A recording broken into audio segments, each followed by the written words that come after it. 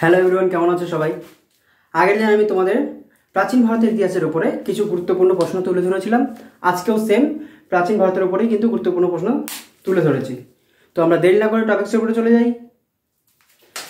প্রথম প্রশ্ন হচ্ছে, ভারত সম্বন্ধে লেখা প্রথম বিদেশি লেখ বা লিপি হলো এশিয়া মাইনরে প্রাপ্ত ভোগজকই লেখ, যেটা এশিয়া মাইনরে পাওয়া গেছিল, সেটাই হচ্ছে ভারত সম্বন্ধে লেখা প্রথম বিদেশি লেখ। ভারত সম্পর্কে লেখা প্রথম বিদেশি লেখ হচ্ছে এশিয়া মাইনরে প্রাপ্ত ভোগজকই লেখ। এরপরে আমরা মুদ্রা সম্পর্কে আলোচনা করব। প্রাচীন ভারতে যেসব মুদ্রা পাওয়া গেছিল সেগুলো নিয়ে আলোচনা করব। তো প্রথমেই চলে যাচ্ছি, ব্যাক্ট্রিয় গ্রিক রাজা মিনান্দার প্রথম মুদ্রার উপর শাসকের নাম ও প্রতিকৃতি চালু করেন।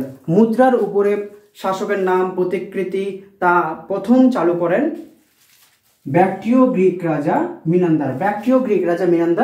তিনি প্রথম মুদ্রার উপরে শাসকের নাম, তার প্রতিকৃতি সব তুলে ধরেছিলেন।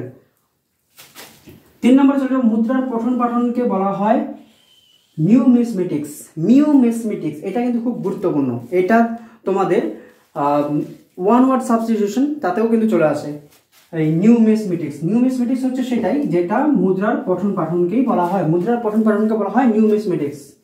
4 নম্বরে, ভারতের প্রাচীনতম মুদ্রা রূপে অভিহিত করা হয় 1924 খ্রিস্টাব্দের তক্ষশিলার ভীর মাউন্ডে প্রাপ্ত ছাপযুক্ত মুদ্রা। ভীর মাউন্ডে প্রাপ্ত যে মুদ্রা পাওয়া গেছিল, ছাপযুক্ত মুদ্রা পাওয়া গেছিল, সেটাই কিন্তু ভারতের প্রাচীনতম মুদ্রা রূপে অভিহিত করা হয়।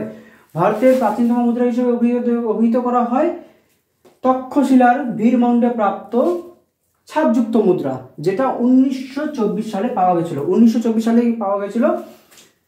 5 নম্বরে, ভারতের প্রথম সার্থক স্বর্ণমুদ্রা।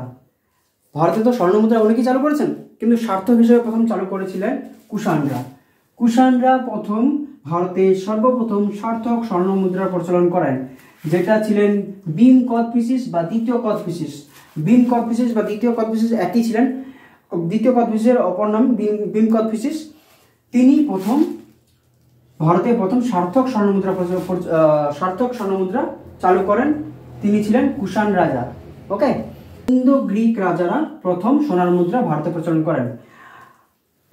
আমরা কি বললাম, ভারতের প্রথম সার্থক, এই যে সার্থক শব্দটা আছে, যে সার্থক স্বর্ণ মুদ্রা ছিল কিন্তু ভীম কোদফিসিসের প্রচলিত মুদ্রা, সেটাই কিন্তু প্রথম সার্থক ছিল। কিন্তু তার আগেও তো অনেক স্বর্ণ মুদ্রা প্রচলন হয়েছে। তার মধ্যে প্রথম কিন্তু এই ইন্দো গ্রিক রাজারা, তারাই কিন্তু প্রথম সোনার মুদ্রা ভারতে প্রচলন করেন। তাহলে যদি প্রশ্ন আসতেই পারে ভারতে সোনার মুদ্রা প্রথম চালু করেন কে, তাহলে আমরা বলতেই পারবো সহজেই ইন্দো গ্রিক রাজারা। কিন্তু যদি প্রশ্ন আসে যে ভারতে প্রথম সার্থক মুদ্রাকে চালু করেন, তখন চলে আসবে কে? ভীম কোদফিসিস বা দ্বিতীয় কোদফিসিস, যিনি ছিলেন কুষাণ রাজা। ওকে। 6 নম্বরে, ভারতে প্রথম সিসার মুদ্রা চালু করেন মৌর্য রাজারাই কিন্তু ভারতে প্রথম সিসার মুদ্রা চালু করেন। তারপরে চলে যাব, ঋগ বৈদিক যুগে স্বর্ণ মুদ্রাকে কি বলা হতো? ঋগ বৈদিক যুগে স্বর্ণ মুদ্রাকে বলা হতো নিক্স ও মনা। এই যে নিক্সকে আমরা কিন্তু ঋগ বৈদিক যুগেই বলতে পারি। আবার পরবর্তী বৈদিক যুগ কিন্তু নিক্স বলা হতো।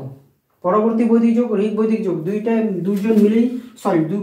দুটো যুগেই স্বর্ণমুদ্রাকে বলা হতো নিক্স, আর মনা শুধু বলা হতো ঋগ বৈদিক যুগে। ওকে।